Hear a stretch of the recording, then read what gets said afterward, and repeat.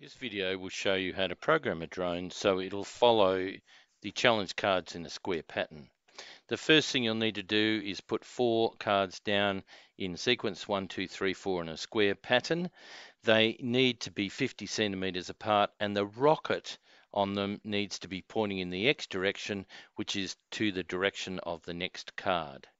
We start with our click on the flag command, and then we're going to get it to turn on the detection of the challenge cards.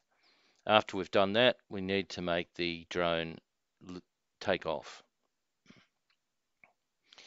Now, the next bit we'll add is actually flying between the command to fly between the cards. We'll take that command out, but don't join it up yet. We're going to do some duplications.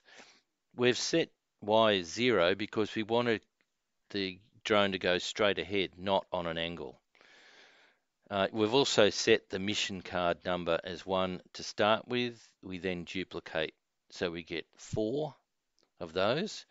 We can then go to the mission pad number or challenge pad number and put them in the sequence as 1, 2, 3, and 4. Once we've done that, we can join that up with our takeoff command. And then finally, we'll go back to the function and get our land. Now, let's look at what the drone does. So it takes off. You'll notice the drone is behind the card, 1, not on it actual card.